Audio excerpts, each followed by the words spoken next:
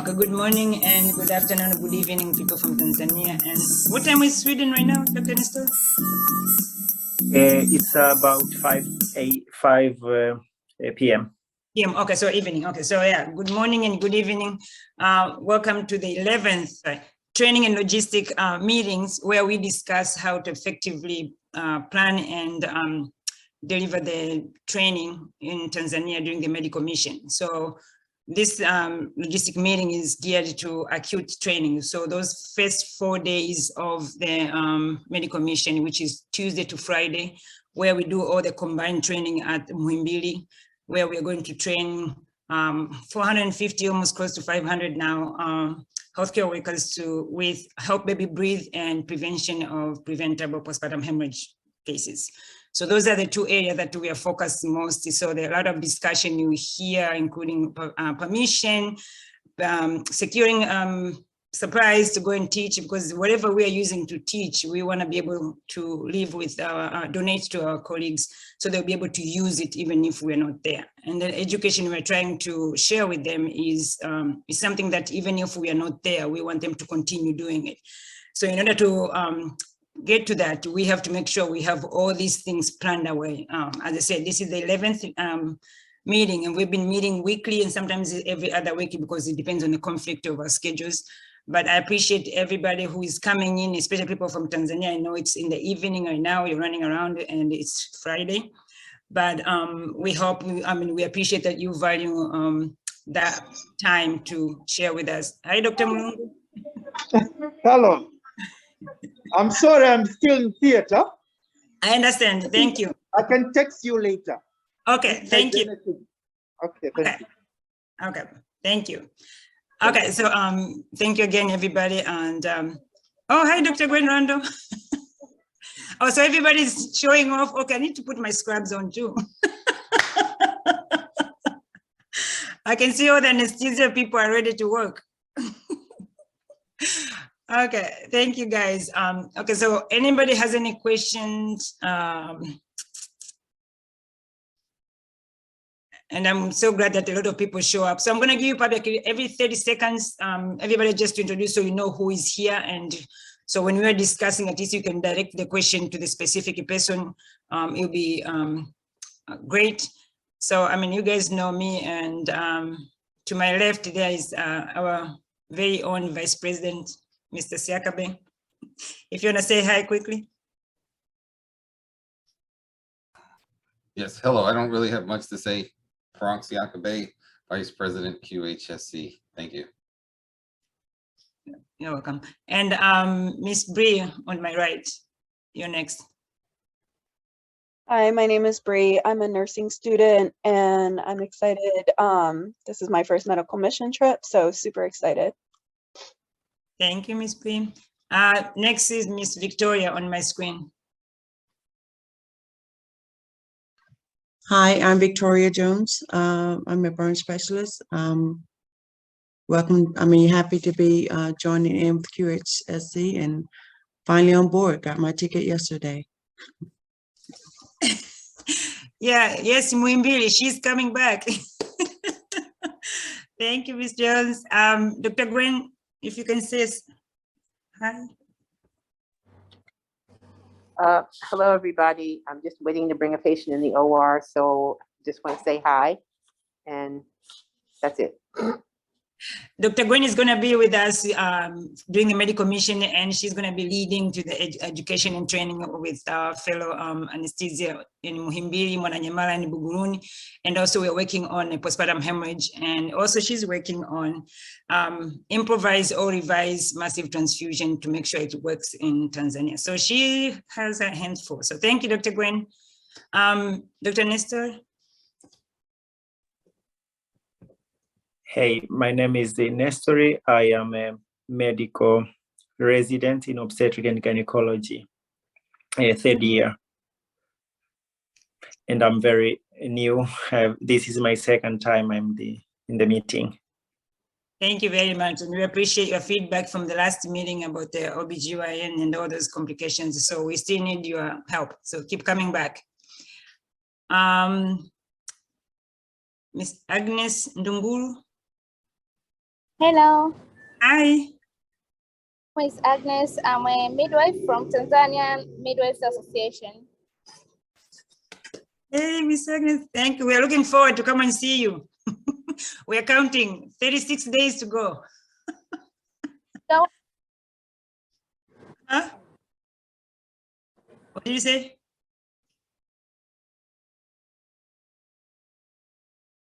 Oh, okay. Next is Mr. Nicodemus. Nicodem. Oh, you're muted. Hi, my name is Nicodem Komba. I'm a midwife working with Mibi National Hospital, Mloganzila branch. You're welcome. Thank you very much. We're looking forward to working with you. I know you're going to be helping us to do Help a Baby Breathe, right? Great. Thank you very much, and we appreciate you. Next is Mr. Jones, our prayer warrior. Prayer warrior. Yes. No, I'm just repeating it. Good morning, everyone. How is everyone today? Good. This is Steve Jones. I'm here to make sure that the power of God come through this particular meeting and this mission like you've never seen it before. And plus other things. Have a great day. Thank you very much. Amen to that. Mr. Jones was with us the last medical mission when we went to Dodoma, and it was a blessing to have him there, definitely with his wife, Lady V, Miss Victoria Jones. Mr. Saturini, you're next. Hello, my Hi. name is Saturini Angwa, working at the Ministry of Health Tanzania. I'm a midwife for. Yes, thank you very much. And Mr. Saturini has studied with us from the beginning. We're relying on him for all these meetings. Without him, we can't run the meeting. So please keep coming back.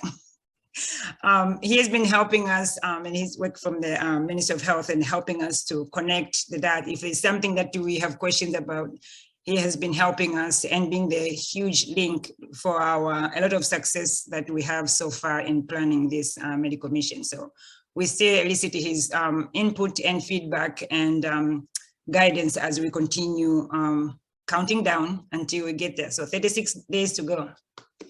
We're almost there. Summarizing Infinity, is it Dr. Dina Komakoma?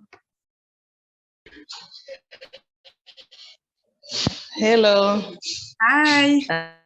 Hi, I'm Dina Komakoma from Buguruni Health Center.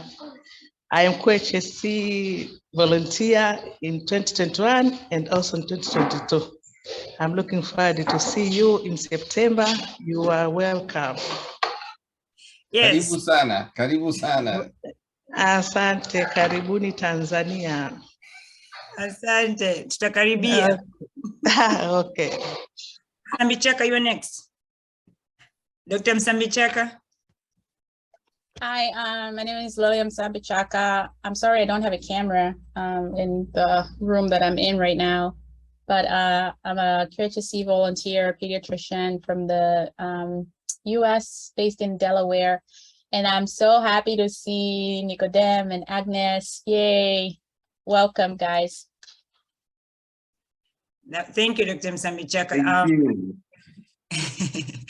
Yes, Dr. Msambichaka has been a huge part, integral part for this planning of this medical mission. Without her, I think we'll be running, crying or something. But she's been an integral part for, especially for the Help a Baby Breathe organizing and recruiting. You can see Miss Agnes and Mr. Nicodem joining us. And also she's the lead person for the Help Baby Breathe training. And she's been doing a lot of training with Dr. Ngido.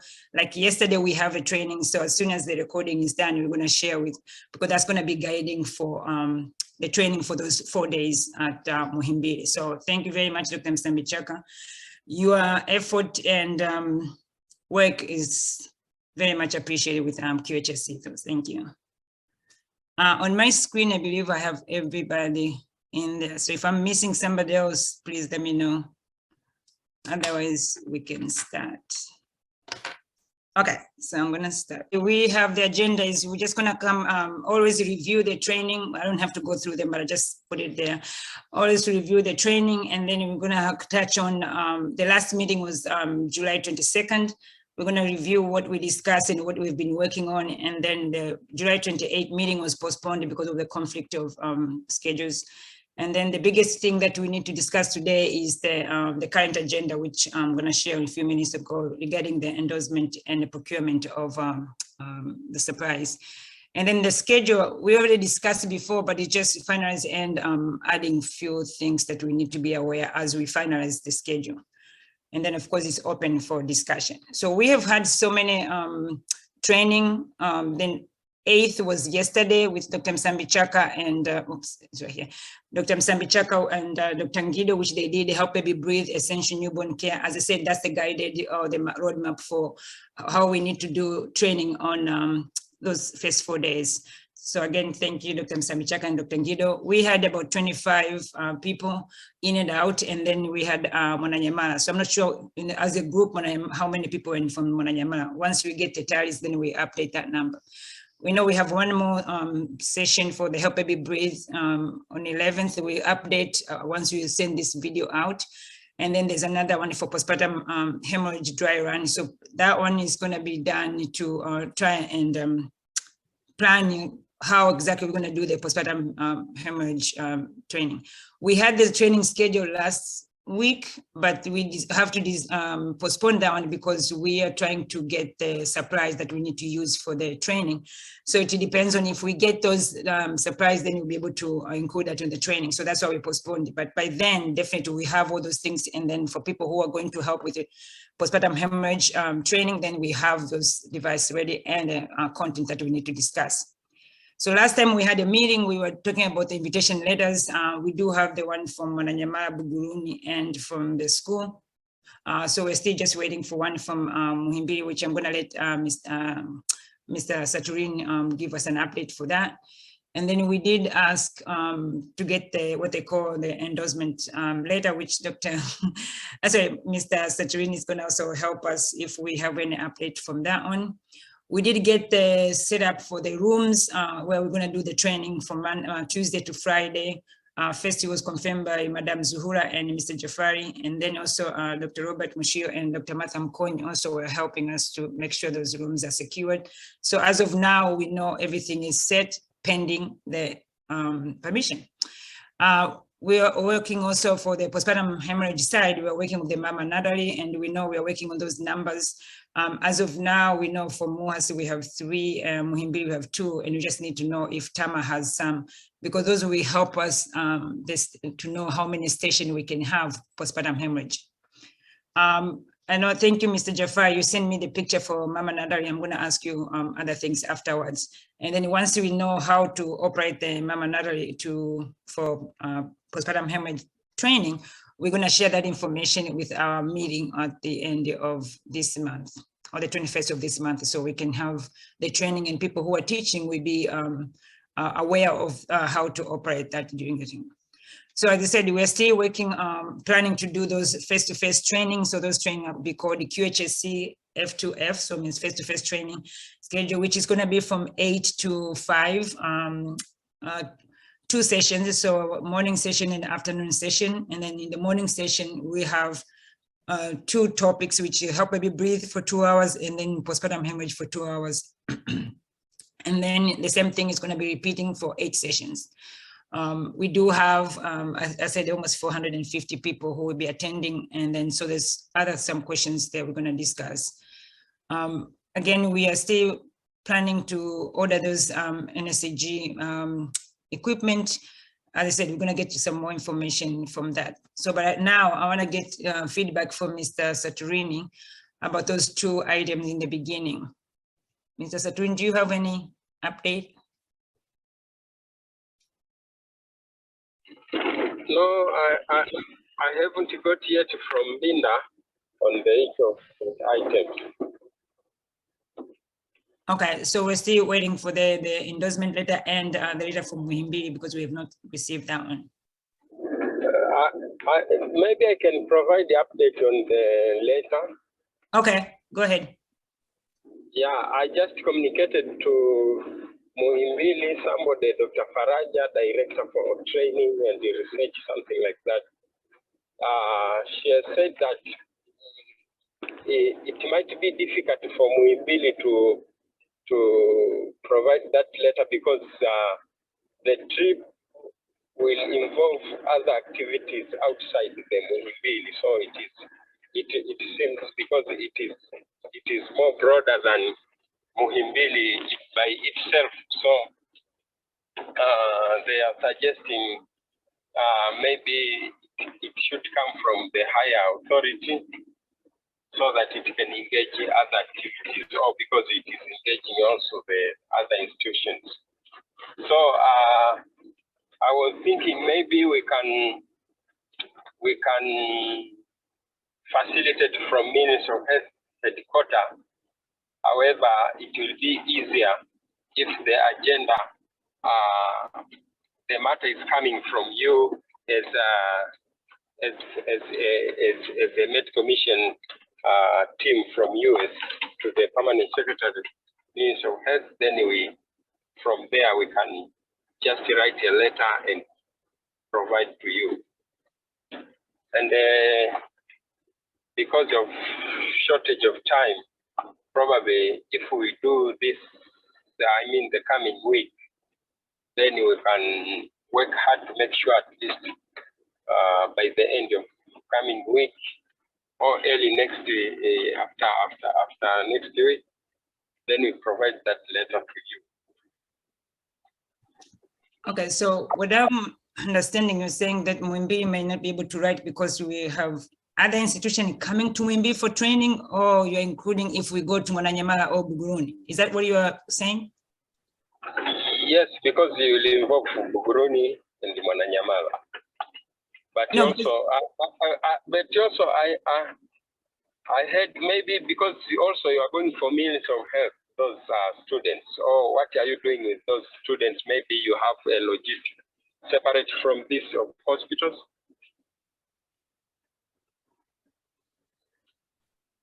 Okay, maybe I missed. Do you say we have for students? So the students are separate from the hospital.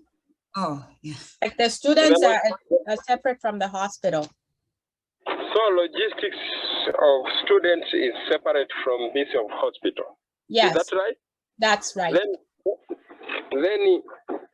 if that's so, then we are remaining with 3 health facilities. No, I have a question. Yes. Okay, go ahead. I was saying because maybe Muhimbili is hesitating because maybe you are going to visit Mwananyamala and Buguruni. Then we might think of if that is the case, maybe we might think of having a letter from Ministry of Health for you so that it can cut across all the institutions. No, I mean, getting the letter from Ministry of Health will be great, but if we are asking to come to teach at Muhimbili, we were hoping to get the permission to teach at Muhimbili. Don't worry about us going to Mwananyamala or Buguruni, just we are coming to teach at Muhimbili. So Muhimbili was supposed to give us or endorse us or wherever it was supposed to acknowledge us coming to Muhimbili. I think the understanding was different because Muhimbili was understanding that you will also go to other institutions. But if we are going, if we are going to teach at Muhimbili premises and that is over, then Muhimbili should write that letter, and we can clarify this to Muhimbili. Yes, so the letter from Muhimbili is strictly for Muhimbili. It's not to be used at any other facility. It's just like, Mr. Saturini, I'm coming to your house. Like I want to be, I want you to say you're welcome to my house. And that's all we're asking. Like, are we welcome on that premise to teach the healthcare providers at that premise? That letter, like the letter coming from you, Mr. Saturini, to come to your house, I'm not going to use that letter to go to other houses. Like that's all separate. That is just like, is Muhimbili letting us on the premise to actually come and teach? I think that's the understanding. Has nothing to do with the school, has nothing to do with Mwananyamala, nothing to do with the Buguruni. Unless the fact that Muhimbili, you know, like nursing leadership, unless the fact that they were willing to have other healthcare providers come to their facility, their conference room, if that is the problem, then maybe we can go back and do what we had initially thought of doing and just saying we will just go to the different facilities and train them at their site instead of everybody coming to one site. So we just need to know one way or the other, like what the, you know, so that we can clarify, if that makes sense. Yeah, I was going to say, Mr. Saturini, so we're not planning on using a letter from Muhimbili to then go to Buguruni or Mwananyamala. So if whatever we do at either of those institutions, we'll get a letter from them. And I believe we already have that. So the only institution that we don't have a letter from is from Muhimbili. Then that is easier. I think it was a misunderstanding from Muhimbili that every institution, for instance, Mwananyamala can provide a letter for themselves. Then if this is the case, I'm not sure if Muhimbili are participating in this meeting. I think otherwise we can clarify to Muhimbili so that they can release letter just for activities that will take place within Muhimbili. Yes. Then if we decide to go to Mwananyamala, because luckily we have Dr. Benella as accountant of that institution, then he will provide the same kind of letter to Mwananyamala, likewise for Buguruni. So if that is the case, I think I'm not sure if Muhimbili are here, but maybe we have to clarify this so that they can provide their letter as soon as possible, because days are running shortly. Yeah, no, definitely. That's the intention, was exactly every institution have its own permission. Like what Dr. Msambichaka provided a nice illustration of what exactly it intended. Yeah, we are coming to your house. You should say yes, and this is the room that you can teach, and that's it. If I do anything outside that hospital, has nothing to do with your letter from Muhimbili. So Muhimbili just to allow us to be there for those 4 days, and if they want us to come another day for whatever, to teach their people at their hospital, then that's why we are asking them later for the duration of the medical mission, but only the letter applies so if we are within the premises of Muhimbili, and that's it. Yeah, so to give you an example, Mr. Saturini, I think it's kind of like the complicated issue is, as Dr. Msambichaka was saying. So I'm at your house, and let's say, well, I might have to use a better example. Let's say my son's at your house and he's with your son, and then you come home and you say, well, what are you doing here? And then my son says, well, your son invited me over. And then you say, no, but I'm the boss here.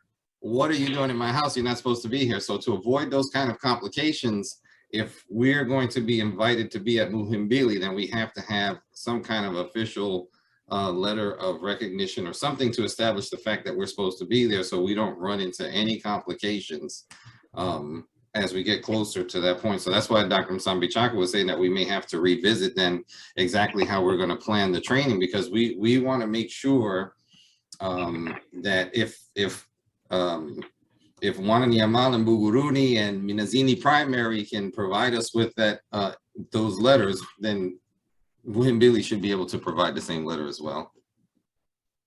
Yeah, this is quite clear. I think if for Muhimbili, then this is clear, and I think we'll just communicate to Muhimbili and try to get that letter as soon as possible. Thank you. Asante sana. Asante, Mr. Saturini. Yeah. Unaniruhusu niwapigie sasa hivi simu? Yes, go ahead. Basi nitatoka kidogo alafu niwasiliane nao ili probably before the meeting tupate wao wameshaelewa. Excellent. Waambie tumeshapata barua zote, sehemu zote tuna barua, kasoro Muhimbili peke yao. Sawa sawa, basi hamna shida, ngoja ni nani sasa hivi naleta jibu. Asante. Asante. Muhimbili mkubwa. Okay, so while Mr. Saturini is working on that and he's going to give us an update, so we can just review other things and then he can join us as soon as he gets the update. So we are planning still the 28th to have training with the NSG. So NSG is non-pneumatic anti-shock gametes. Those gametes are supposed to help when the patient is experiencing postpartum hemorrhage. So it's just to help provide extra time or to buy some time for patient if the patient is transferred from one lower level hospital to a higher level of acute. And then so these are the gametes that we want to include on the training. And so the issue right now is how to get it and how fast we can secure them and how much we can pay for it.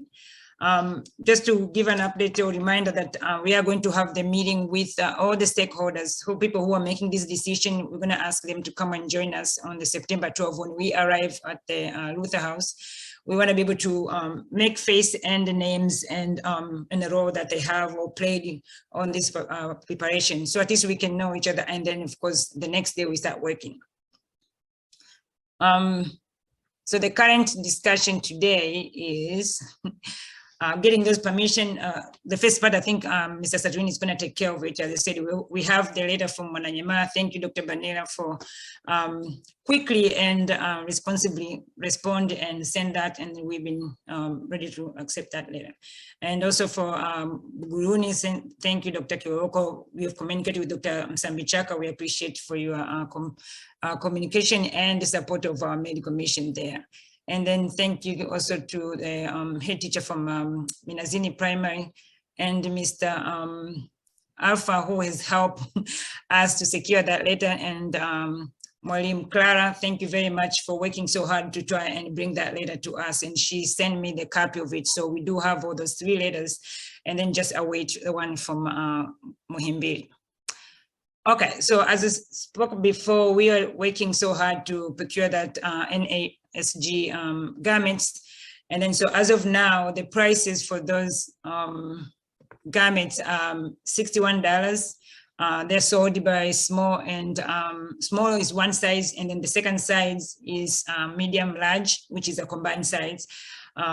Because of the sleeve, the way it works, you can extend it to be able to support somebody who is large size versus somebody who is medium. You can just put a little bit tighter. So those 2 sizes, that's what we are hoping to procure. In the beginning, we wanted to do 6. That means 2 in Mwananyamala, 2 in Buguruni, and 2 in Muhimbili, with the idea that when the patient is being transferred from Mwananyamala, they can have the experience postpartum hemorrhage and then require to be transferred to Muhimbili.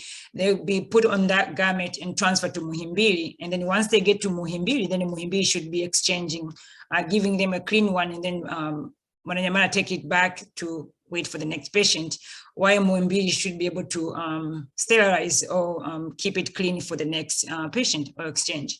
So after speaking with Dr. Tilia, who is one of the person in Tanzania who is working on this from the government side, he's working on this area. So he advised us that buying only 6 is not enough, because Buguruni, when they're transferring the patient, Buguruni are transferring the patient to Amana. So that's another mid-level hospital. So from Amana, if the patient still need high acute, so then that patient will be transferred to Muhimbili.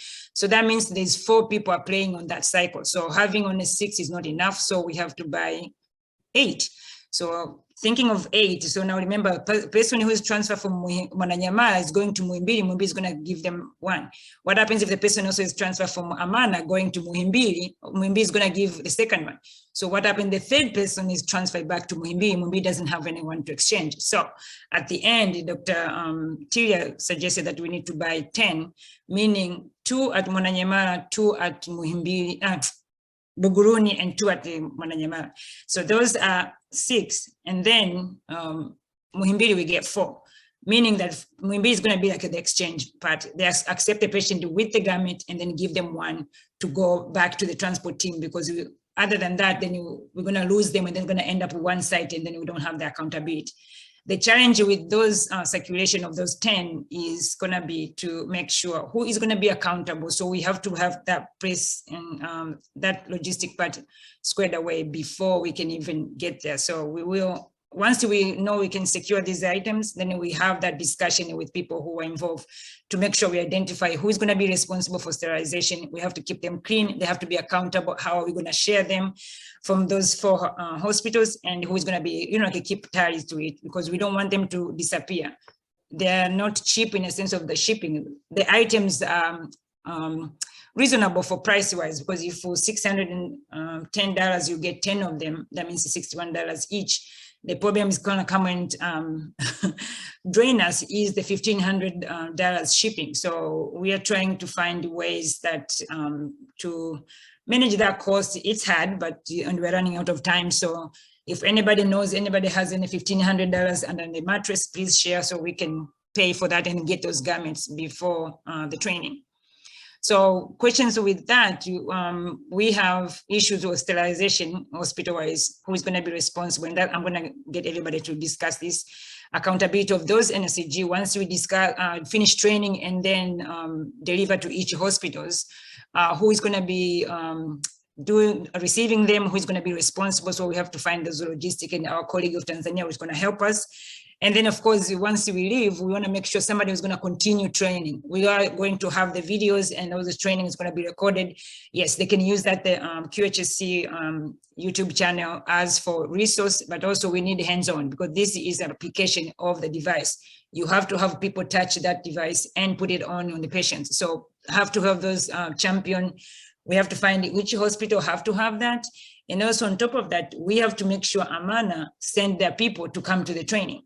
And so that is a discussion that we have, and I'm gonna stop sharing my screen so people can have that discussion. And then also to let you know that Mr. Saturini is back. Yeah, I saw him, thank you. Okay. Now let's go back to the discussion now. So what do you guys think of those NSG and the logistic, and how it can be distributed or managed, and what are the effective ways to make sure they're being effectively used?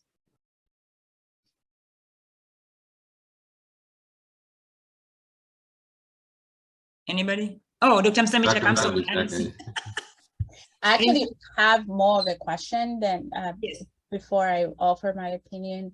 Yes. I was going to ask my friends Nicodemus and Agnes, you guys at Mloganzila, do you guys have you guys seen the NSGs? Are you familiar with them at all? All right, maybe you can share a picture. You better share a picture. Yeah, I'm hearing all. Yes, Dr. Lillian. Yes, have you had training on them, or do you have them at Mloganzila, or? No, we don't have it in Team Mloganzila because we are a referral hospital. So those PPH are coming from the lower facilities and we do manage. So sometimes it is not necessary for us having it, but as the way explained by the last presenter, it is wise that we need to have it, the sterilized one. So once the lower facility comes in, we just give them ours and they give us their, which the patient is with it. So as we could manage the patient and then sterilize it. So maybe that is the idea. But previously, it was not seems as necessary to have, as the facility is very high and there's no need to stabilize patient by using those equipment, because we have all facilities. And in terms of training, I've never been trained, but I have heard about it, and I have some clues on the use of it.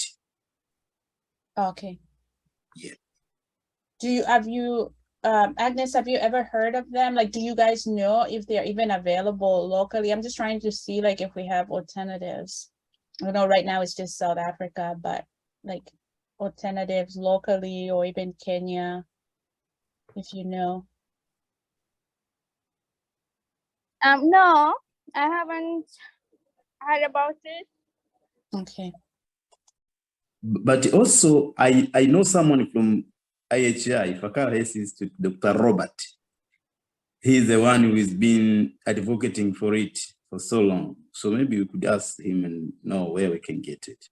So Dr. Tiria is Dr. Robert Tiria. That's the one I've been working with. Okay. Small world.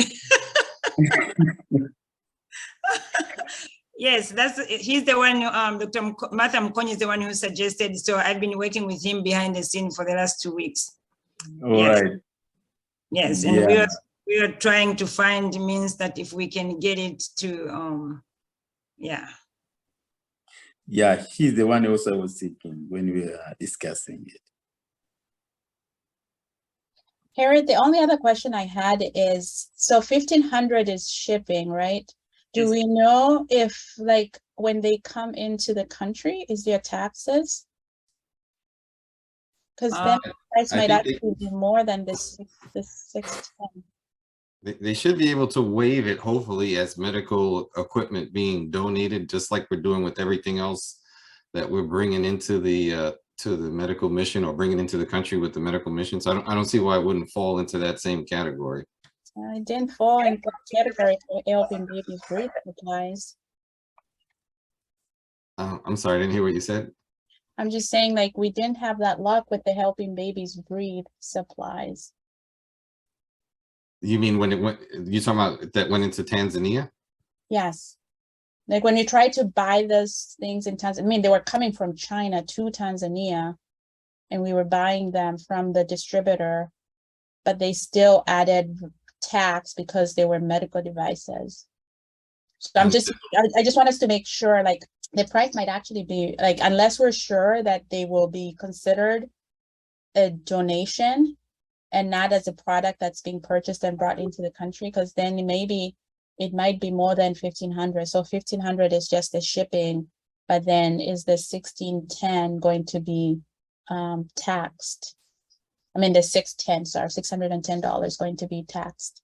And if not, like what mechanism, we have to figure out what mechanism will we use to make sure that they're not taxed. I think they meant, was it TASAP that they mentioned or something like that? Where we were supposed to get a letter from or something like that, we would have to apply for that. Did you have that when you guys brought in what you were bringing in? Did you have some kind of a letter or something seeking a waiver for those items? No. What I'm trying to say is these items are going to be bought in South Africa, right? And then they will have to go through customs clearance when they get to Tanzania. So right, they're being shipped from China.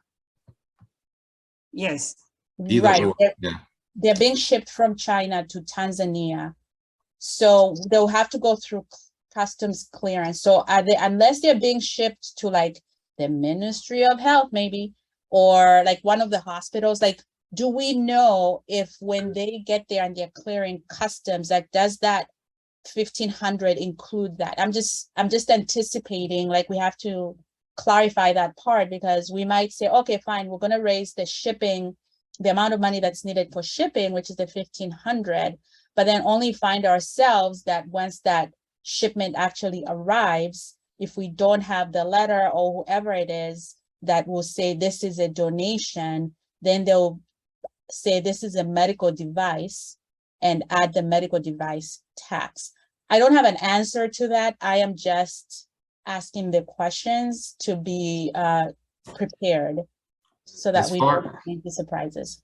As far as I was going to say, as far as I understand, the tax or the customs duty is usually paid on the commodity that is being shipped into the country. It's not on the cost of the shipping itself. But for Tanzania, I think what Dr. Msambejaka is saying, they are going to have added stuff in there. But anyway, so let me just give you the background of what I know as of now, and then we're going to pose that question to Mr. Saturini. So we were waiting, if we are 100% sure that we have enough money to buy that, as what Dr. Msambejaka said, raising that money to get that 1,500 to pay for shipping. So Dr. Martha Mkonyi and Dr. Robert Tiria, we're still working on them to make sure if we decide to get that, but how are we going to get them in the country without other penalties? So that is being worked on the side, and they're waiting on it just to know, okay, now we can have them. So can they go and secure that later, and who is going to be what in responsible? Because remember, they're going to be delivered in Mwananyamala, the hospital. It's not like they're going to an individual person. So that's the part which once we say, yes, we're going to get them, next stage is going to follow. And what Dr. Martha Mkonyi and Dr. Robert Tiria are going to help with that part.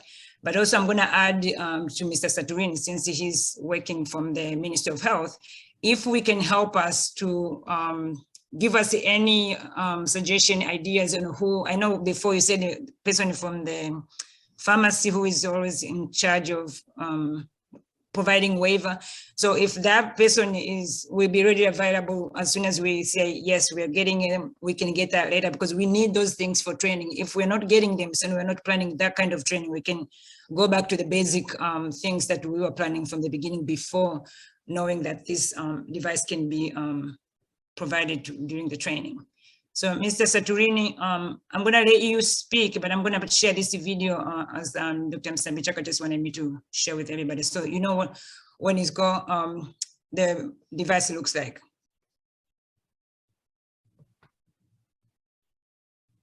Oh, sorry, it's my screen. Not that one. Let me go back again.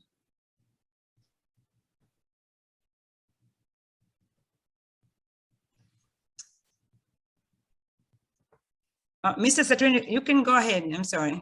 I'm just trying to get this video up here.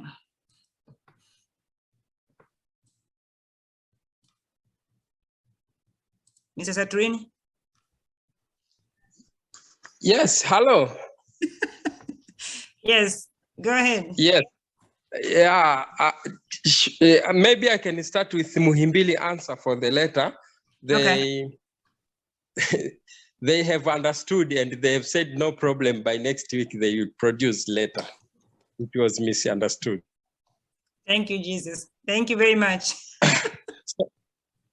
Yeah. Okay, so that's in relation to, yeah, in relation to commodities and equipment shipping, yes. I know this process usually used to be a bit complicated and take long time. So I was suggesting, because one day Dr. The lady from Muhimbili National Hospital, Mkonyi. Yes, yeah. Mm-hmm. Dr. Mkonyi suggested that Muhimbili as an institution easily can facilitate the shipping of equipment rather than using the ministry, because you know ministry is huge, it's got a lot of complicated systems, but otherwise I think if Muhimbili they can, this will be easier. Yes, as I said, I mean, I think if, I don't know if you were back when I was saying Dr. Martha Mkonyi and Dr. Robert Tiria were waiting for us to say, yes, we're going to have it, and then they're going to try to help and see how we're going to get it. Because once we know we're going to have it, and then, because they're the ones who were suggesting from the beginning, and they offer them this would be helpful, which I agree, because we don't have other means to try and stabilize the patients, and then of course deliver this patient with high acuity in a stable condition. So I think we might have a better answer at the end of next week, because by then, if we find the money somewhere, and then we secure these 10 devices, so then definitely we'll be able to give you update and where we are. And as I said, once we know for sure we can get it, and then there's any complication, we'll let you guys know. So I'm going to share this video quickly here to see if you can, I'm not going to play the whole thing, it's only 5 minutes, but I'm going to play just a little bit. Tightly with Velcro, shunting blood from the lower body to the core organs, increasing blood pressure, and increasing preload and cardiac output. The main purpose is not to stop bleeding, but to reverse shock and reduces obstetric hemorrhage. It is used to transport the patient to a better healthcare facility in the case of massive obstetric hemorrhage. Placing the NASG.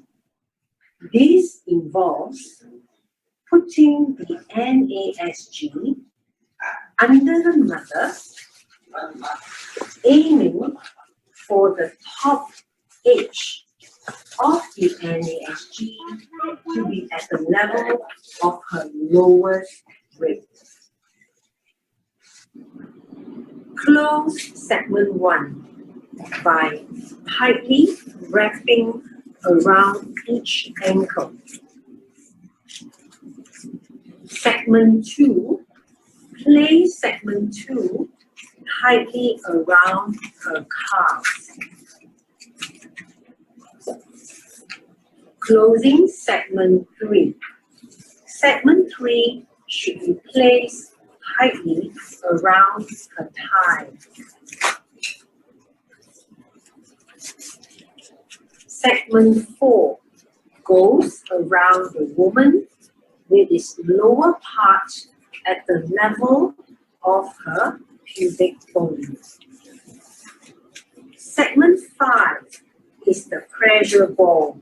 It should go directly over her umbilicus, and thereafter close segment 6 over the pressure ball. Make sure the woman can breathe normally with segment 6 in place. Also, make sure that you leave the knee free so that her legs can be bent. Removal of the NASG. This happens after 2 hours, whereby patient is stable in terms of her blood pressure and pulse rate measurement. There should be no further obstetric hemorrhage. Removing of the NASG involves firstly removing segment 1. Wait 15 minutes. Measure her pulse rate and her blood pressure. After 15 minutes, if she remains stable, then remove segment 2. And progressively, segment 3 after 15 minutes, whereby her pulse rate and blood pressure is stable. However, should she deteriorate, we should then close segment 1 again, progressively up to segment 3.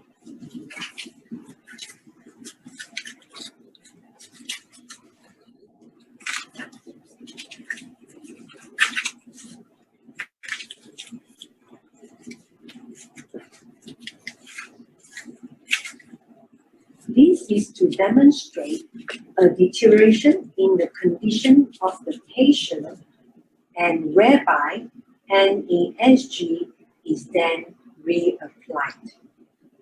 Assuming that the patient is stable, we should then repeat the steps of removing 1, 2, 3, 4, 5, and 6, pausing for 15 minutes in between each segment, checking that the patient is stable.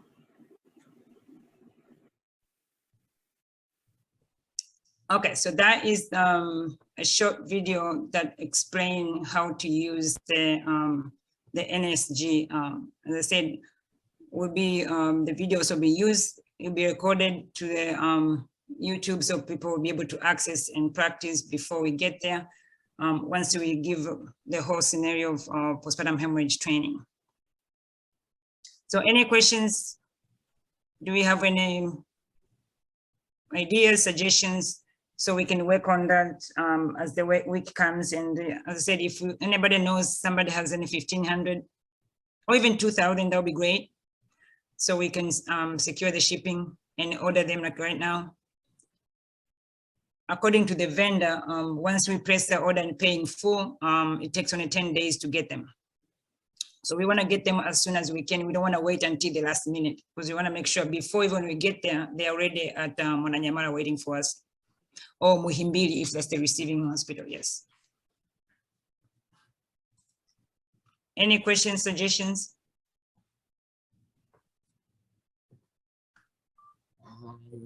Yeah, I think I have a question. Yes. So I know we were looking at initially getting, what was it, 10? Yes. So for initially it was 6 and then 10 now. Yeah. So for I guess all of those who are familiar with this garment, would it be effective if we got 5? I mean, I'm trying to see if I can bring the price down or something, but. No, it's logistically it's not going to be helpful, because if you have 5, each hospital has 1. So let's assume Buguruni has 1 patient who has experiencing postpartum hemorrhage right now. You put that patient on that garment, you transfer that patient to Amana. And then hopefully Amana has 1, you give it back to Buguruni to send it back. But what happens if on route, when the patient is going over there, Buguruni has a second patient who is bleeding? That means they're not going to have anything until that person comes back with the 1. And if that time when Amana maybe had a different patient to send it to Muimbi, that means Amana does not have the garment. So 1 is bare minimum. Logistically, may have struggle and it might leave a hospital without any. So that's the fear. And Dr. Robert Tilly is saying, if you have 2, at least if 1 is in use, 1 is on route coming back, then at least you have 1 standby. So the patient or the second mom should not be waiting while they're bleeding. And then we haven't heard anything about picking them up from South Africa and what the cost of airfare would be. We calculated last night, I think Dr.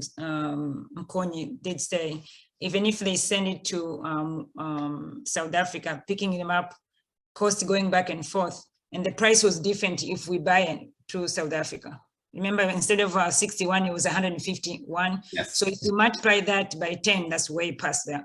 If you want to take 5 or 6 originally we wanted, still that price, by the time somebody goes, you have to pay airfare, send it back with the extra luggage. Coming back, it comes a little bit over the amount that we could have gotten 10 of them for the price of 6. Oh, and then I was going to say too, I sent the message to Dr. Msambi Chaka, and she is correct. Tanzania does charge customs duty on the shipping costs. I never heard of that before, but yes, they do. So then you would be looking at customs duty, especially if it's coming from China, you'll be looking at customs duty. If we don't get it through, I'm hoping that we could, on $2,200 worth of goods, as opposed to the $600.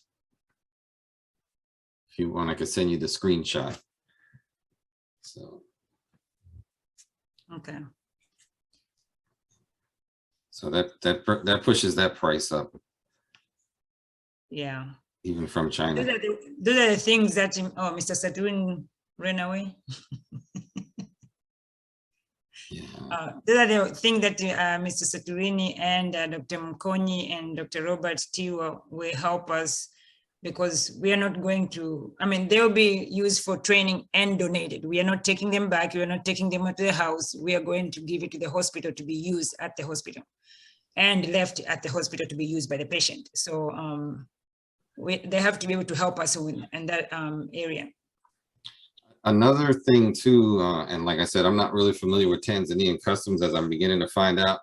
A lot of times, if you're bringing in equipment and you're taking it out, and as you remember with the vein eye carry or the vein finder, you shouldn't pay any duty or tax at all. So if you bring it in and you take it out, then there should be no duty. That would be for the equipment, for the supplies. That would be a different thing, because I don't think people wouldn't be bringing in large amounts of supplies just to take them back out again. So when you like, say take it back, means to take it back with us, come back to United States. yes. So if you do that, you don't pay anything? Nope. That's why, like, remember when Tony brought the vein eye carry or the vein eye finder, he's able to bring it in and then he can take it back out because he's not leaving it. So from what I understand, the way it works usually, as long as it's not being put into the country, it's not staying there, you shouldn't have to pay any customs duty on it. But like I said, I'm just learning about the Tanzanian system now. But yeah, normally if you're bringing it back, and then we can talk about that a little later.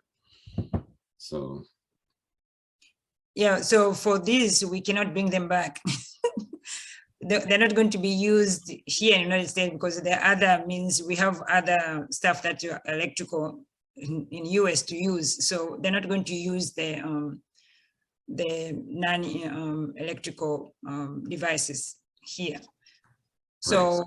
Bringing it back for us, unless we just use it for training, but they're not going to be useful for patients. So we want to be able to use it for training and then leave it for them to use for their patient because they don't have it and they need it.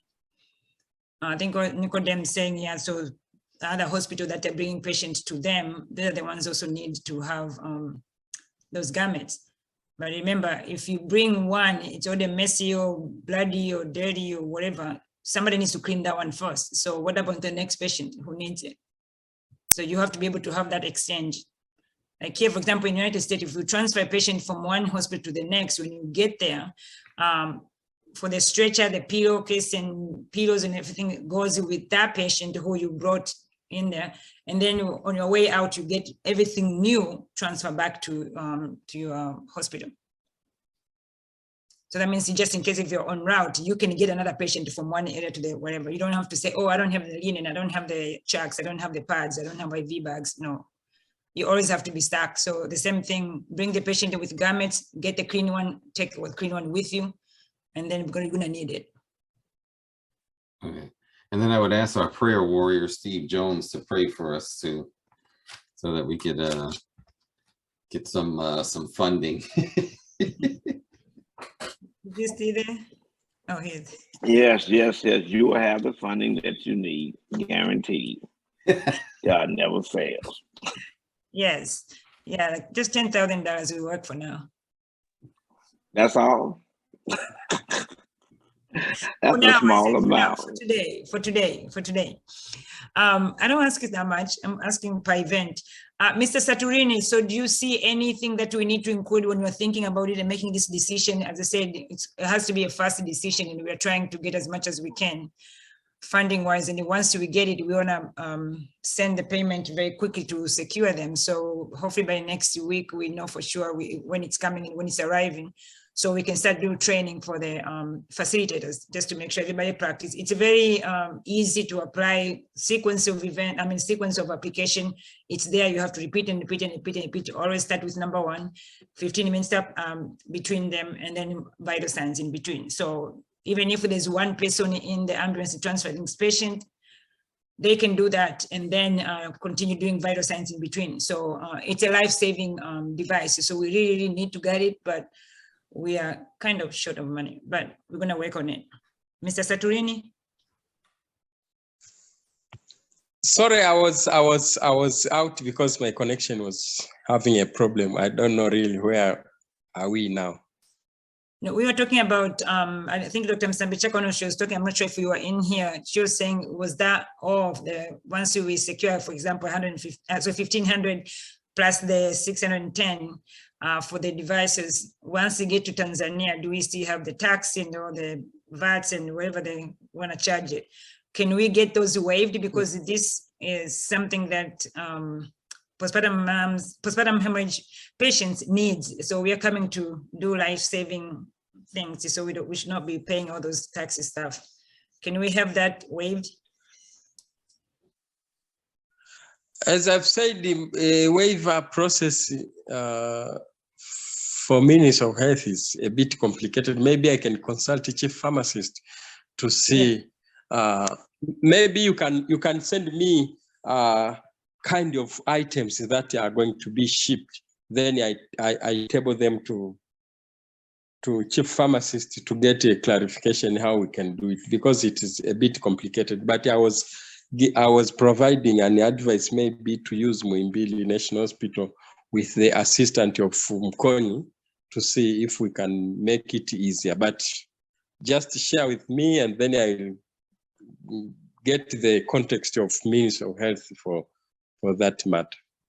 Yes, so for Dr. Mkoni, we knew she said she was gonna write a letter to request or accepting or be aware of that we were getting the item. But I just want to make sure, as Dr. Mkoni warns us, that we need to make sure everything's in place. Once we receive them, they're not being held or ever waiting for something else. So if we can address that information early on, definitely. So once I send you the information and then you find out on your side, then we compare notes, and then why we include Dr. Mkoni in that part so we can make sure we address those things. Yes. Yeah. So we can check out all possible solutions. Yes, definitely. Okay, so let me go to the last thing, so then I know people need to go back to work. Okay, last thing then, the schedule. I know we already discussed the schedule with previous meeting, but this is just a shortcut people to have an idea, because sometimes when we say these numbers, people see it is a huge things that people are not understanding. So the easier way to remember is like morning session is going to have 2 training, help baby breathe and postpartum hemorrhage. Each session is going to be 2 hours. And then each session is going to have 10 stations. So those 10 stations is going to possibly schedule 5 to 6 people in each station. So that leads to each session of help baby breathe is going to have people like 50 to 60 people for that session. That's, I mean, we just put that range because if the maybe Tuesday is usually too many procedures, so you have less people, and then Wednesday is better, then Wednesday you can put 60 instead of 50. That's okay. That's why we put that range. So if we know only 50 people are coming, then we break down to 5 in each group, each station. Or if you know 60 people are coming, then we put 12 in whatever. So we can distribute that way. The same thing for postpartum hemorrhage. So postpartum hemorrhage stations are going to depend on how many mama natally we have. So as of now, we have 3 working from Muhimbili and 3 working from Muhas. And then so we're still waiting to hear from Tama if they have. So if we get on a 6, that means we have on a 6 station versus 10 from the morning from the help baby breathe. So if it's 6, then we're going to divide those 50 people, almost 10 on each station. For postpartum hemorrhage, it's possible to have 10 in station just because you can divide it 2 things in, 2 groups within that station. So then other people are observing, the one group is performing, and then that switch the role and then evaluate each other. So we can do that. So if we get those 6, perfect. If we can get more than that, then we have more time for people to spend with that mama natally addressing that postpartum hemorrhage. And then of course we have those NSAG. So then that will be more effective, those items to address or teach people how to identify postpartum hemorrhage. Any question about the schedule? I think I have a couple of questions. I have concern. The first one, I'm happy because Nicodem Komba and Agnes are here and they are a member of TAMA. Probably they can assist us to get a status from TAMA, what can be contributed during training in terms of models. The second thing, I think, with this schedule, if you can share the schedule, I'm thinking, because I'm not a trainer, by the way, but it is good for trainers to digest it and provide some more input. Maybe if you can share people, they can also get time to read before next week meeting. Yes, because the schedule, this one has been shared, probably this is like 4th time, but this is the one which I think was sent with the emails, but we can send again to this schedule. I mean, I just put on the 2 lines there, but this is the schedule you want me to send again to everybody? Mrs. Atrin?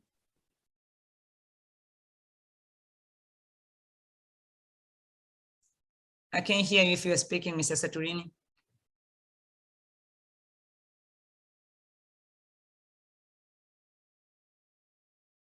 Is he being kicked out?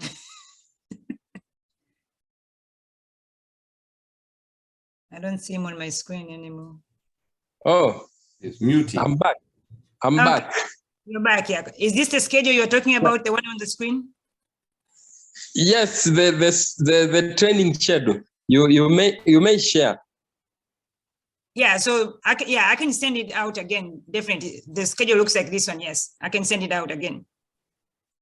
Okay, thank you.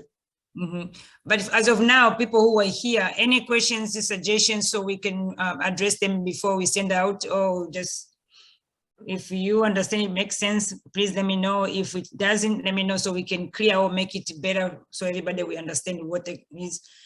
Because by the end of this month, for people who are in facilitators and global volunteers, you will see your names under those sessions to call either to help. I mean, if you're teaching or you're facilitated logistic-wise, I mean, like paper, the questionnaire, the registration, the certificate. So everybody's names are going to be under those sessions. So it'll be like a two schedule. One will be like the facilitators and the global volunteer schedule. Your name is going to be on each schedule. So you know, okay, I'm going to be the session 8 to 9:55, and I'm going to help with ABCD. Or I'm going to help maybe with from session 10:05 to 12, I'm going to do ABCD. So everybody's going to have their names underneath there. For people who are attending the training, their names, now that's the question is, who is going to be putting those names in there? Because I don't know their schedule.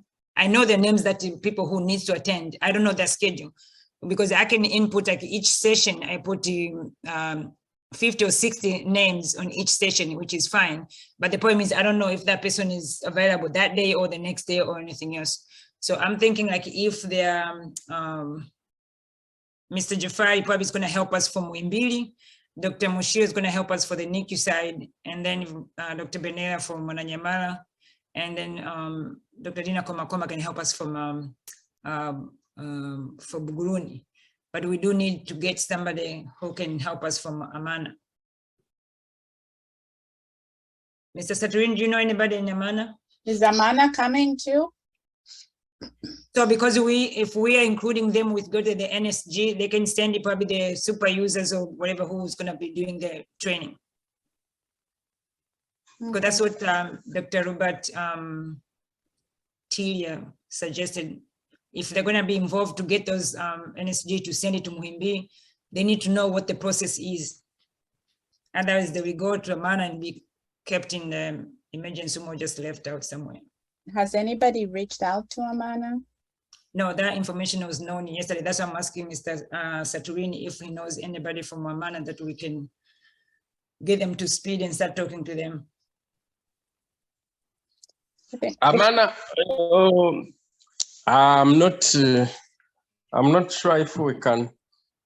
I'm not aware of any train around Amana, but maybe it is because we didn't involve them from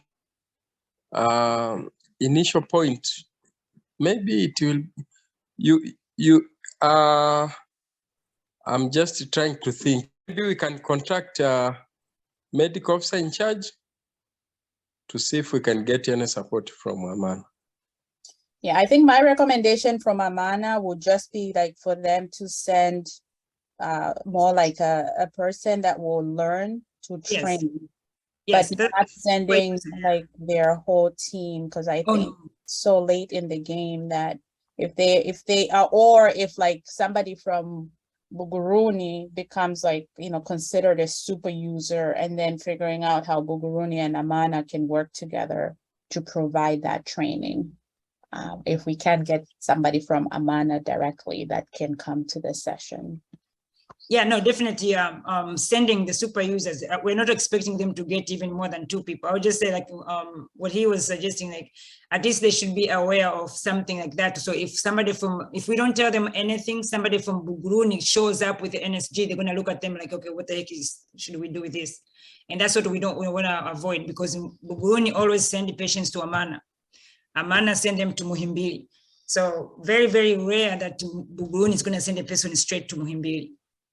And that's what they told me. That's the logistic part that we have to address and be aware of it. And that's why we say, okay, we can get those, at least maybe a couple of people just to come and see. But I do agree with you, Dr. Msambichaka, that if we can't get anybody and then get people from Buguruni to teach them, but the problem is still they need to be aware of that process is going to be put in place and there are hospitals involved. So the medical in charge, I think, would be the best place to start with. And then another question I have, I'm sorry, I have a lot of questions for Agnes or Nicodem. How often is a postpartum hemorrhage sent to Amana or Mwananyamala, or are all postpartum hemorrhages sent to Mloganzila or Muhimbili?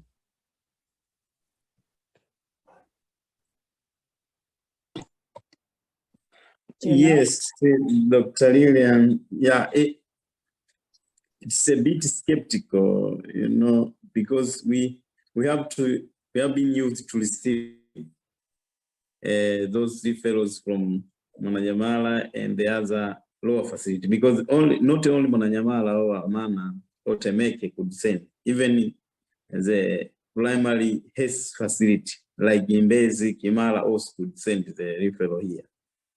So I don't know the status of how much they do receive, but they do receive those referrals. Most of the referrals are being sent over there, but some they do come here to the Muhimbili National Hospital. So maybe statistically, yeah.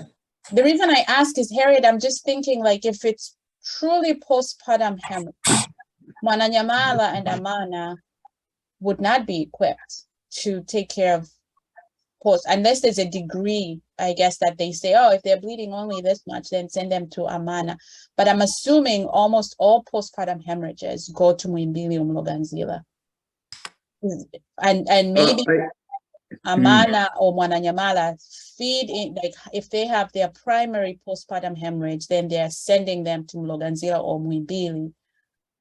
But for Buguruni to send postpartum hemorrhage to Amana, seems like that the outcome would not be great because they're not equipped. So logistically, that's what I was informed yesterday when we were discussing the number and logistically how many can go through and how can we make sure the cycle is completed, because just in case if you use one and then the next person show up, that's not fair for the second one, which we don't have anything prepared for them. And that's what I was told. I said, they said, no, the patient from Buguruni, very, very rarely we go straight to Muhimbili. They will always go to Amana first. And if Amana cannot stabilize or cannot manage it, they will get from Amana to Muhimbili. So that's an extra time, but that's the logistic or process that they put in place. I mean, yeah. But also, Mwananyamala, we have their primary postpartum hemorrhage, send them to Muhimbili. And sometimes the Amana, we have their primary postpartum hemorrhage, sent to Muhimbili. However, Buguruni have their primary postpartum hemorrhage. We always send it to Amana first, and that person also may be transferred to Muhimbili second. That's what I was told yesterday, and it was a learning opportunity for me. Yeah, logistically, that is how it is. But sometimes they do just call Amana, and Amana told them straight that go to Muhimbili or Mloganzila because we don't have the space for that. Yeah. So they could just come. But sometimes there must be some communication underground, so as you could find those referrals coming in. But sometimes they do straight come. For example, for us, for Bez and Kimala, Sinza, they do come straight, and they have not been made any earlier communication with those secondary facilities like Yamana or Mwananyamala or Temeke. So it happened in some circumstances. Okay. Yes, I mean, an idea in the future, yes, like all those lower level hospitals, we have those equipment. And then so when they need to transfer those patients to you guys, then at least that person will be at least stabilized en route to come to you, and you guys come and help them, resuscitate them. That would be an idea. Like when we are starting right now, it's kind of piloting. That's why we are learning all these different levels of acuity, and then to see, okay, if we have something that you buy some time for this patient, because when they're bleeding, they're bleeding.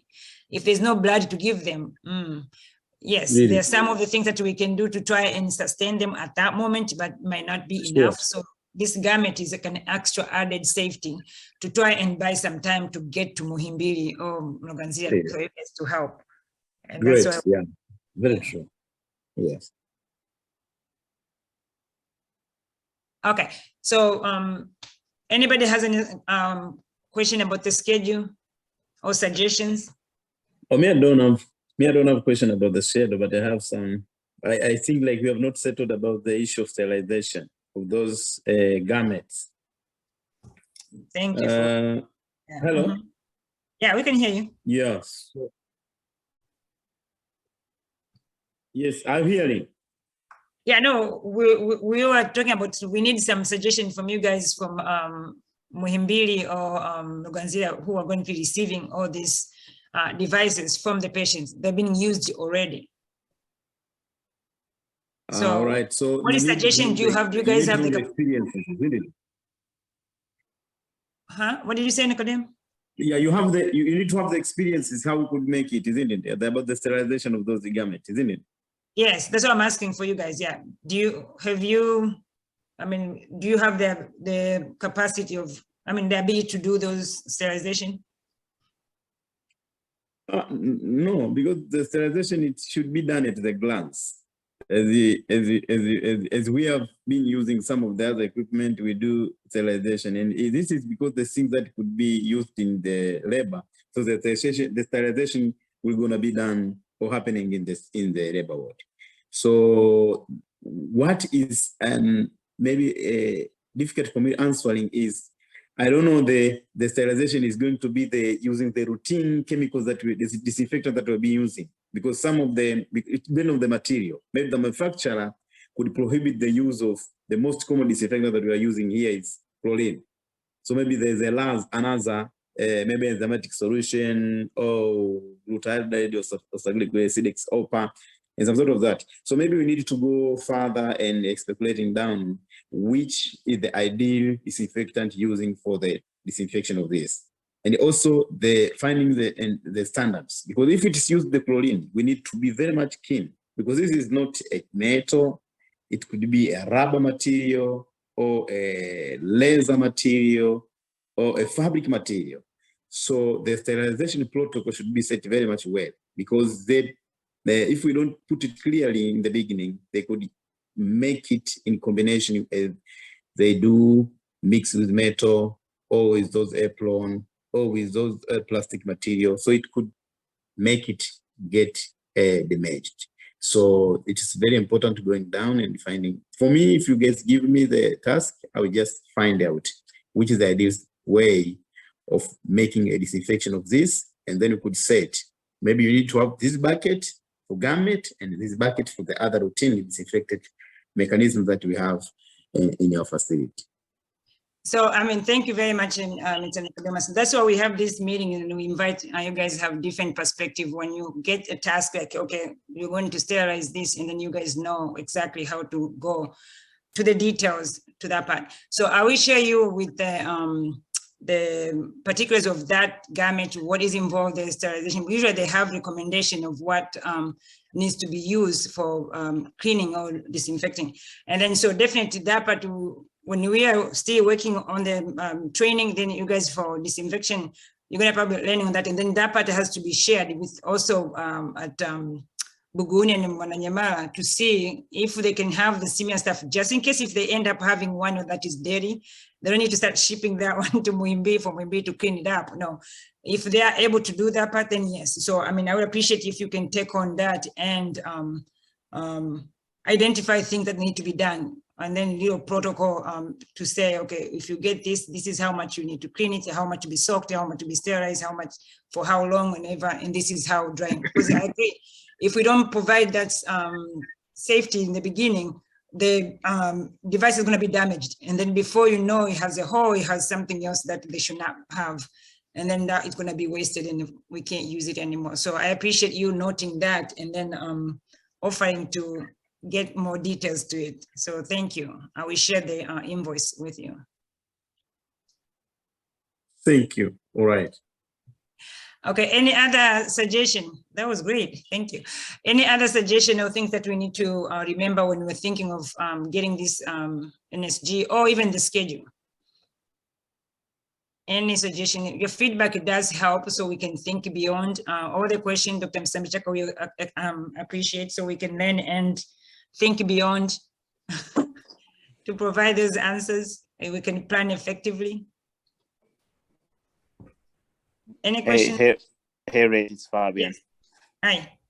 Hey, so I mean, I agree. I mean, Ilala seems like they're coming in a picture pretty late. So I don't know how we can able to incorporate in the whole thing that we've been working on for months now. I know they are whatever mid-level referral hospital, but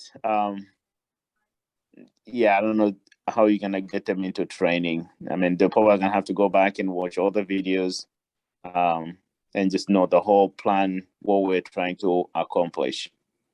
But I wish we knew about them early on so that at least they'll be part of this, so that when we talk about getting all this stuff for postpartum hemorrhage, at least they know what we are trying to do, and I don't know what kind of what's our goal. Because I mean, right now, I just feel like we'll go and tell them about postpartum hemorrhage, and these are the things you guys expected to have or know how to use them, and they'll be like, "What? Who are you guys?" So. Yeah, and no, I agree with you.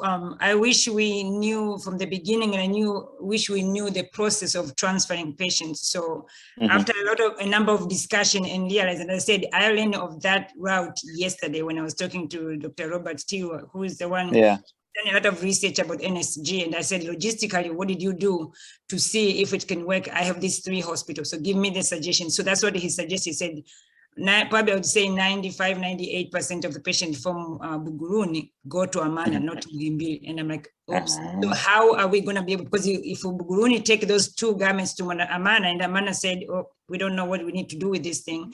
So then it's going to be an issue. And then so we said, okay, so can we maybe have 2 super users just to come in aware and see what they were doing. And then of course, after that, we have the super users hopefully from Muhimbili, and we have Mr. Nicodemus and Nasg also can help us, and Mr. Jafari can help us to be able to either go back to Amana and provide that education as much as we can. So there's a lot of stuff, as I said, we are learning to see the logistic, because we can't bypass Amana no matter what, because all the patients are going to go through Amana. Right. So the other, we have to include them. Unfortunately, it's late, but at least they should be aware, because once we finish teaching and we donate these items, Buguruni is going to start using it. Yeah. It's unfortunate they're going to show up at Amana, and Amana be like, oh, that looks cute, but then what? So yes, as I said, we are learning it. Even if we can talk to the medical officer in charge and just give them a little background in why we are doing this, and then why the suggestion came, and then how are we including them, and what are we asking their support or participation to this project. So it's gonna, Okay. Well, I hope we won't delay our target. Oh no, we won't. No, because we're gonna continue. We're gonna continue, and that area, I think, as I said, that's why we're asking Mr. Saturino so to help us. If we know specifically a name or somebody, we can start contact and call them and talk to them.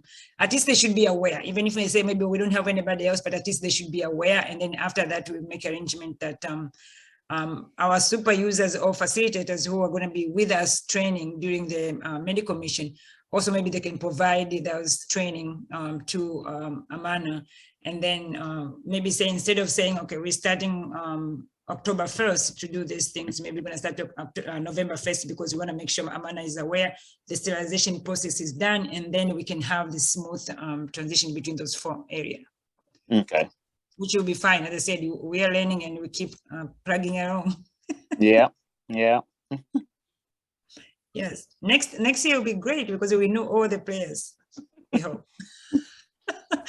Anyway, guys, thank you very much. Any other questions? I see comments in here. Let me see if I can read them in the chat. Oh, it's just me. You can ignore them. I'm just sending information. Oh, you want people to look at the chat and get some information or links or something? It's mostly Mr. Nicodem. Oh, okay, okay. No, that's fine. I mean, we get him more involved and Agnes. So definitely, I know Mr. Jafari was supposed to be here, but he will join us another time. He's the one also is going to help us also training the postpartum hemorrhage. So that'll be good. The more midwife we have, the better, because they are the ones who will be right there, the eyes and ears of us. So when we see those patients bleeding, they're going to be identified and then say, oh, you know what, this patient needs to go. They need to go on to the higher level of acuity. So that'll be good. Those are the things that I have prepared for today. And once, probably next week, we have, if Mr. Nicodemus come back and has some information about the sterilization and stuff, hopefully we'll be able to assign who is going to do what and where, and that could be included in our training. So just give them probably a handout to say, this is how you sterilize, and then to hopefully talk to each hospital and make sure if they have those items in place, and then if there's even a surprise needed, they need to figure out how to get them and get ready. And then of course, as we learn more, then we're going to start giving like deadline. Okay, these are the things that we need to do by this time. This is launching on, start with the first patient and then see how it goes through. So that'll be good.